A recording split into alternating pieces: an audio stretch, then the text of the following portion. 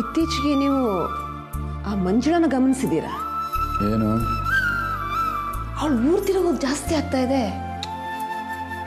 ಊರು ಬಸ್ವಿ ಅವಳು, ಸುತ್ತಲಿ ಬಿಡು, ನಮ್ಗೇನಂತೆ? ಸದ್ಯ ಈ ಮನೇಲಿದ್ದು ನಮಗೆ ತೊಂದರೆ ಕೊಡದೇ ಇದ್ರೆ ಸರಿ. ತೊಂದರೆ ಕೊಡೋವರೆಗೂ ನಾವು ಸುಮ್ಮನೆ ಇದ್ರೆ ಕುತ್ತಿಗೆಗೆ ಬಂದ್ಬಿಡುತ್ತೆ ಅಷ್ಟೇ. ಅರೆ, ಅಂಥದ್ದೇನಾಗಿದೆ? ನಿನಗೇನಾದ್ರೂ ವಿಷಯ ತಿಳಿತಾ? ಒಂದು ವಾರದ ಹಿಂದೆ ಊರಿಗೆ ಹೋಗಿದ್ಲು, ಮತ್ತೆ ಬಂದ್ಲು, ಮಗುನ್ ಕರ್ಕೊಂಡು ಮತ್ತೆ ಊರಿಗೆ ಹೋಗಿದ್ದಾಳೆ. ಏನೋ ಕರಾಮತ್ ನಡೆಸ್ತಾ ಇದ್ದಾಳೆ ನನಗನ್ನಿಸ್ತಾ ಇದೆ. ಸೀತಾ ಮನೇಲಿತ್ತಲ್ವಾ? ಇತ್ತು ರೀ, ಅದಕ್ಕೆ ಹೇಳಿದ್ದು. ಈಗ ಮಗುನು ಕರ್ಕೊಂಡು ಊರಿಗೆ ಹೋಗಿದ್ದಾಳೆ. ಆ ಊರಲ್ಲಿ ಅಪ್ಪ ಇಲ್ಲ, ಅಮ್ಮ ಇಲ್ಲ, ಮನೆ ಕೂಡ ಇಲ್ಲ, ಅವಳ ಕಡೆಯವರು ಅಂತ ಯಾರೂ ಇಲ್ಲ. ಅಂದಮೇಲೆ ಮತ್ತ್ಯಾಕೆ ಪದೇ ಪದೇ ಅಲ್ಲಿಗೆ ಹೋಗ್ತಿದ್ದಾಳೆ?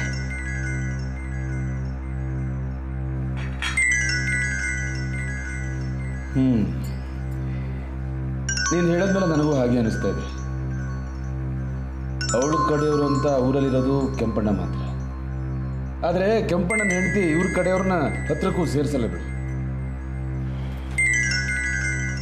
ಹೌದು, ಊರಿಗೆ ಹೋಗ್ತಾಳ, ಬೇರೆ ಎಲ್ಲಾದ್ರೂ ಹೋಗ್ತಾಳ? ರೇ, ನಿಮಗೊಂದು ಅನುಮಾನ, ಈ ಮಂಜುಳಾನೇ ಕಲ್ಪನಾನ ಯಾಕೆ ಬಚ್ಚಿಟ್ಟಿರಬಾರ್ದು? ಇದು ಮಾತ್ರ ಸಾಧ್ಯನೇ ಇಲ್ಲ ಬಿಡು. ಈ ಮಂಜುಳಾ ಏನೇ ಗಿಲಿಟ್ನ ಮಾತಾಡಿದ್ರು ಕಲ್ಪನಾ ಮಾತ್ರ ಅವಳ ಮಾತನ್ನ ನಂಬ. ನೀನೇ ಹೇಳ್ತಿದ್ಯಲ್ವಾ? ನಾನು ಹಾಗೆ ಅಂದ್ಕೊಂಡಿದ್ದೆ ರೀ. ಆದ್ರೆ ಮಂಜುಳಾ ನಡ್ಕೊಳ್ಳೋದು ನೋಡಿದಾಗ ನಂಗೆ ಯಾಕೋ ಅನುಮಾನ ಬರ್ತಾ ಇದೆ. ನಾನು ಬೈದ್ರು ಶಾಂತವಾಗಿರ್ತಾಳೆ, ನನಗೇನು ಭಾರಿ ಕೆಲಸ ಇದೆ ಅನ್ನೋ ಹಾಗೆ ಓಡಾಡ್ತಾಳೆ. ನಮ್ಮ ಚಿತ್ರ ಹತ್ರ ತುಂಬಾ ಚೆನ್ನಾಗಿ ಮಾತಾಡಿದ್ಲಂತೆ. ಹೋಗುವಾಗ ಒಳ್ಳೆ ಸುದ್ದಿ ಕೊಡ್ತೀನಿ ಅಂದ್ಲಂತೆ.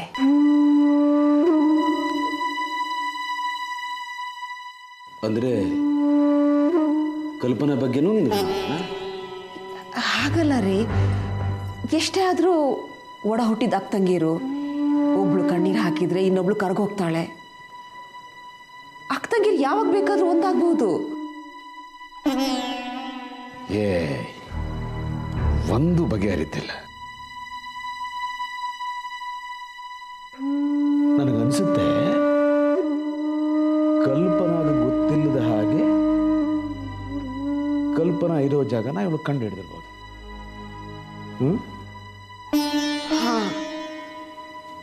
ಇದ್ರೂ ಇರ್ಬೋದು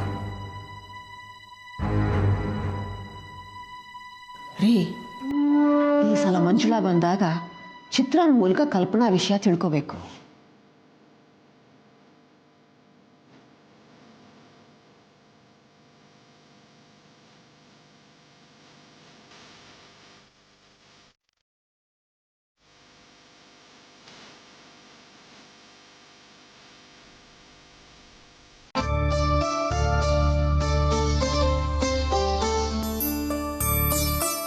ನಾವು ಚಂದ್ರಗಿರಿಯಿಂದ ಬಂದಿದ್ದೀವಿ.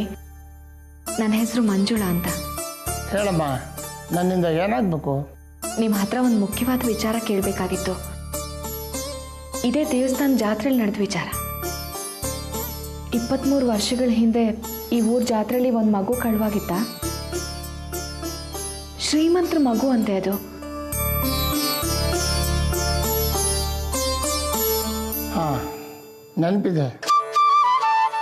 ಲಾಯರು ಅವ್ರ ಹೆಂಡತಿ 2 ಮಕ್ಕಳ ಜೊತೆ ಬಂದಿದ್ರು. ಒಂದು ಗಂಡು ಮಗು, ಇನ್ನೊಂದು ಹೆಣ್ಣು ಮಗು. ತುಂಬ ಹಿಂದಿನಿಂದಲೂ ಬರ್ತಾಯಿದ್ರು. ಈ ದೇವರೇ ಅವ್ರ ಕುಲದೇವರು. 23 ವರ್ಷದ ಹಿಂದೆ.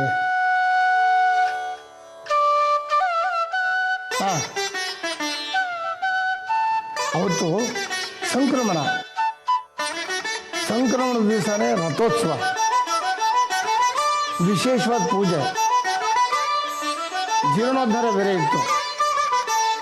ಆ ದಿವಸ ತುಂಬ ಜನ ಸೇರಿದ್ರು. ತುಂಬ ಜನ ಅಂದರೆ ಒಂದು 10-15 ಸಾವಿರಕ್ಕೂ ಜಾಸ್ತಿ ಇದ್ದರು. ಲಾಯರ್ ಹೆಂಡತಿ ಇಲ್ಲೇ ಇದ್ದರು. ಅವ್ರ ಮಕ್ಕಳಿಬ್ರು ಮಿಠಾಯಿ ಐಸ್ ಕ್ಯಾಂಡಿ ತೊಗೊಳೋದಕ್ಕೆ ಹೊರಗಡೆ ಹೋದ್ರು. 1 ಗಂಟೆ ಕಾಲ ಆದರೂ ಮಕ್ಕಳು ಬರಲಿಲ್ಲ.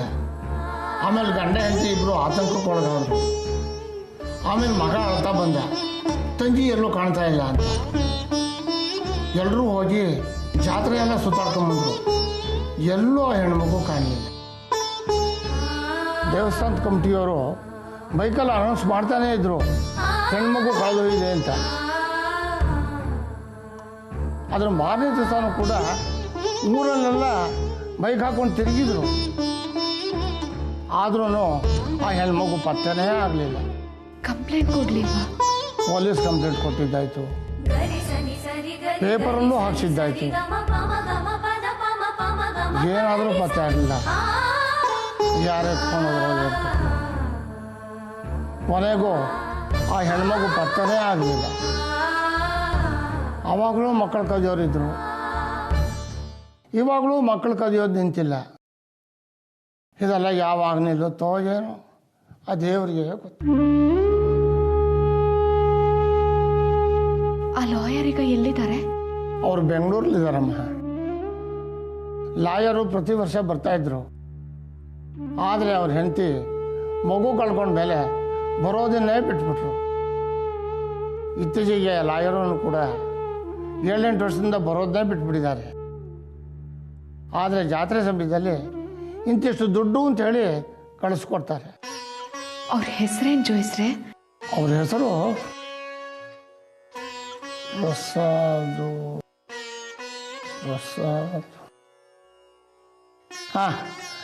ಮನೋಹರ್ ಪ್ರಸಾದ್.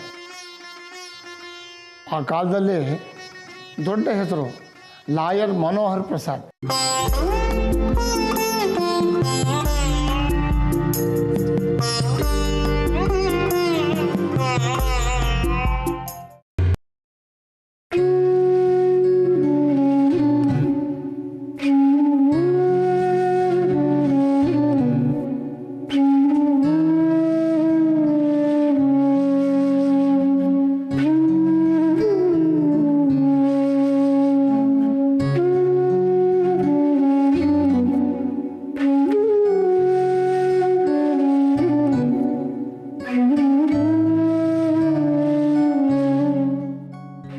ಯಾಕೆ ನಿದ್ದೆ ಬರಲಿಲ್ವಾ?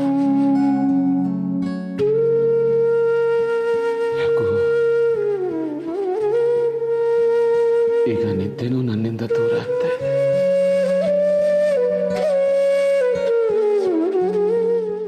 ಚಿಂತೆ ಇಲ್ಲದವನಿಗೆ ಸಂತೆಲ್ಲೂ ನಿದ್ದೆ ಅಂತೆ, ಚಿಂತೆ ಇರೋನಿಗೆ ಸುಪ್ಪತ್ತಿಗೆನೋ ಸುಡೋ ಬೆಂಕಿ ಅಂತೆ. ವಿಚಾರಿ, ಕಲ್ಪನಾನ ನಾವು ಅದೆಷ್ಟು ಹಚ್ಕೊಂಡಿದ್ದೀವಿ ಅಂದರೆ ಅವಳನ್ನು ಬಿಟ್ಟು ಬೇರೆ ಯೋಚನೆ ಮಾಡೋಕ್ಕೂ ಆಗ್ತಿಲ್ಲ. ರುಕ್ಮಿಣಿ, ನನಗೇನು ಇನ್ನು ಮುಂದೆ ಕಲ್ಪನೆ ಬರೋದೇ ಇಲ್ಲ ಅನಿಸುತ್ತೆ.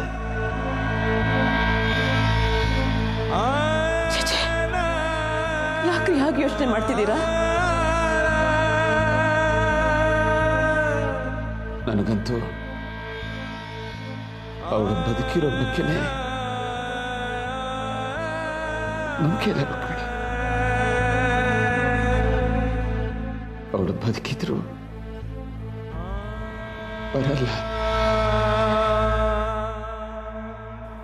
ಯಾಕೆ ಗೊತ್ತಾ? ಅವಳ ಗಂಡನಿಗೆ ಅವಳು ಬೇಕಾಗಿಲ್ಲ. ಇಲ್ಲಿರೋ ಅವಳ ಅಕ್ಕನಿಗೂ ಅವಳು ಬೇಕಾಗಿಲ್ಲ. ಅಂದ್ರೆ ಮಂಜುಳಾಗೆ ಕಲ್ಪನಾ ಬಗ್ಗೆ ಏನು ಗೊತ್ತಿಲ್ಲ ಅಂತೀರಾ? ಇಲ್ಲ ರುಕ್ಮಿಣಿ, ನಾವು ನಮ್ಮ ಕಲ್ಪನೆಗೆ ಹೇಗೆ ಬೇಕೋ ಹಾಗೆ ಯೋಚಿಸ್ತಾ ಇದ್ದೀವಿ ಅಷ್ಟೇ. ಈಗ ನಾವೇ ಯೋಚನೆ ಮಾಡೋಣ. ಮಂಜುಳಗೆ ಕಲ್ಪನೆ ಕಂಡ್ರೆ ಆಗಲ್ಲ, ಅದೇ ಅರ್ಚನಾನ ಕಂಡ್ರೆ ಭಯ, ಭಕ್ತಿ, ಪ್ರೀತಿ. ಹೌದು ತಾನೆ? ಹೌದು ರೀ.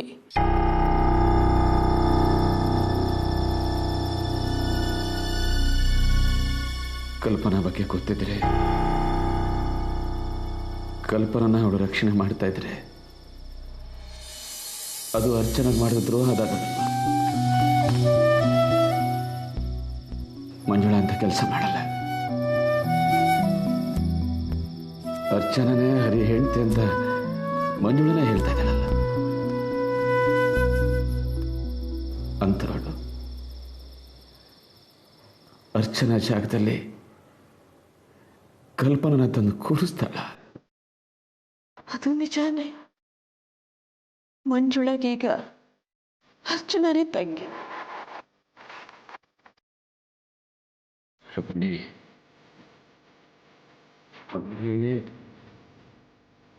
ಕಲ್ಪನಾ ನಮಗೆ ಸಿಗದೆ ಹೋದ್ರೆ ಏನು ಮಾಡೋದು? ಅಂದ್ರೆ ಅರ್ಚನ ನಾವು ಒಪ್ಕೊಳ್ಳೋದ? ಹರಿ ನಮ್ಮ ಮಗ, ಅರ್ಚನಾ ಅವನ ಜೊತೆ ಇದ್ದಾಳೆ. ಮನೆ ಅಂದಮೇಲೆ ಒಪ್ಲೇಬೇಕಲ್ವಾ? ಬೇಡ ರೀ, ಅರ್ಚನ ಸಾವಾಸನೆ ಬೇಕಾಗಿಲ್ಲ. ಅವಳ ಮಾತು ನಡತೆ ಯಾವುದು ಸರಿ ಇಲ್ಲ. ಈ ಮನೆಗೆ ದ್ರೋಹ ಬಗೆಯೋದೆ ಅವಳ ಕೆಲಸ. ನಾನು ಯಾವತ್ತು ಅವಳ ಕ್ಷಮಿಸಲ್ಲ ರೀ, ಕ್ಷಮಿಸಲ್ಲ.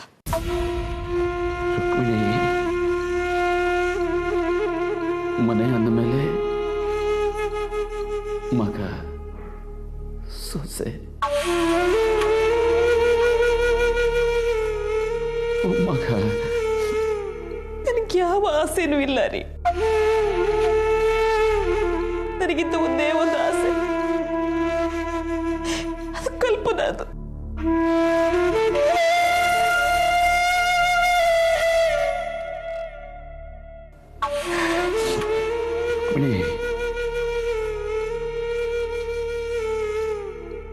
ನಾನೊಂದು ಮಾತು ಹೇಳ.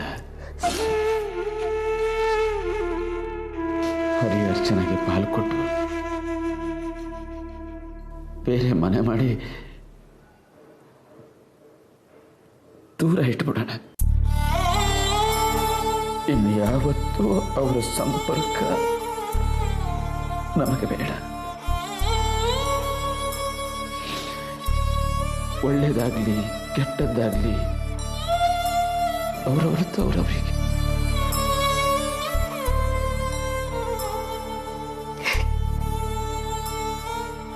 ಏನಂತೀಯ? ಸೊಸೆಗಾಗಿ ಮಗನ್ನೇ ದೂರ ಮಾಡೋ ಕರ್ಮ ನಮ್ದು.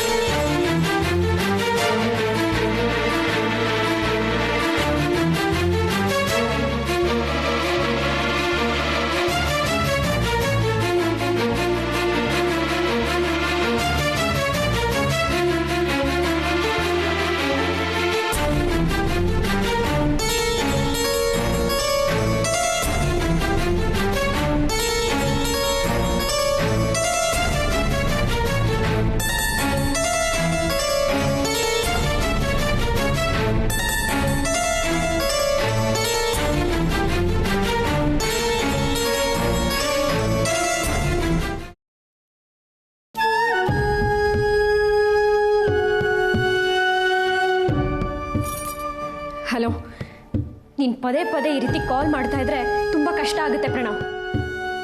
ಓಹೋ, ನಿನ್ನ ಕಷ್ಟ ಮಾತ್ರ ಮುಖ್ಯ ಆಗೋಯ್ತಲ್ವ ನಿನಗೆ? ನಾನು ನಿನಗೋಸ್ಕರ ಎಷ್ಟು ಕಷ್ಟಪಡ್ತಾ ಇದ್ದೀನಿ ಅಂತ ಯೋಚನೆ ಮಾಡು. ಇಲ್ಲ ಅನ್ಲಿಲ್ಲ ನಾನು. ಆದರೆ ನೀನು ಈ ರೀತಿ ಪದೇ ಪದೇ ಕಾಲ್ ಮಾಡ್ತಾ ಇದ್ರೆ ಮನೆಯವ್ರು ಏನು ಅನ್ಕೋತಾರೆ ಹೇಳು? ಮನೆಯವರು ಅಂದ್ರೆ ಯಾರು? ಹರಿತಾನೆ. ಇವತ್ತಲ್ಲ ನಾಳೆ ಅವನಿಗೆ ವಿಷಯ ಗೊತ್ತಾಗ್ಲೇಬೇಕು. ನೀನೇ ಅವನಿಗೆ ಹೇಳ್ಬಿಡು, ಆಗ ಸಮಸ್ಯೆನೇ ಇರಲ್ಲ. ಅದೆಲ್ಲ ಈಗ ಸಾಧ್ಯ ಇಲ್ಲ, ತುಂಬ ಟೈಮ್ ಬೇಕಾಗುತ್ತೆ. ನಿಧಾನವಾಗಿ ಹೇಳಬೇಕು. ಹಲೋ, ನಿಧಾನವಾಗಿ ಅಂದ್ರೆ ನಾವು ಮುದುಕರಾದ್ಮೇಲೆ ಇನ್ನೂ ತುಂಬ ಟೈಮ್ ಉಳಿದಿಲ್ಲ ಡಿಯರ್. ಇರೋದು 4 ದಿನ. ಏನು ಮರ್ತೋಯ್ತಾ? ನೆನಪಿದೆ, ಆದರೆ ಗಿದ್ರೆ ಅಂತ ರಾಗ ಎಳಿತಾ ಕೂತ್ಕೊಳ್ಳೋ ಟೈಮ್ ಅಲ್ಲ ಇದು. 4ನೇ ದಿನ ನಾನು ರೆಡಿಯಾಗಿ ಬರ್ತೀನಿ, ನೀನು ರೆಡಿಯಾಗಿ ನನ್ನ ಜೊತೆಗೆ ಬರೋದಕ್ಕೆ ಸಿದ್ಧವಾಗಿರ್ತೀಯ. ಆಮೇಲೆ ಇಬ್ರು ಎಲ್ಲಾದ್ರೂ ದೂರ. ಕೇಳಿಸ್ತಾ? ಹಾಂ, ಫೋನ್ ಮಾಡಬೇಡ. ಅರೆ, ನಾನು ಫೋನ್ ಮಾಡ್ತಿದ್ರೆ ಹೇಗೆ ಹೇಳು? ಅಟ್ಲೀಸ್ಟ್ ನಿನಗೆ ನೆನಪು ಮಾಡೋದಕ್ಕಾದರೂ ದಿನಕ್ಕೆ 2 ಸಲ ಫೋನ್. ಪ್ರಣವ್ ಪ್ಲೀಸ್, ನನ್ನನ್ನು ಬಿಟ್ಬಿಡು. ಏನು ಬಿಟ್ಬಿಡೋದಾ? ಇಂಥ ಮಾತು ನಿನ್ನ ಬಾಯಲ್ಲಿ ಬರಬಾರ್ದು ಅರ್ಚನಾ. ನಾವಿಬ್ರು ನಮ್ಮ ಪ್ರೇಮ ಉಳಿಯೋಕೆ ಅದೆಷ್ಟು ಕಷ್ಟಪಟ್ಬಿಟ್ಟಿದ್ದೀವಿ. ಹೆದರ್ಕೋಬೇಡ, ನಾನಿದ್ದೀನಿ. ನಾಳೆ ಫೋನ್ ಮಾಡ್ತೀನಿ. ಬಾಯ್.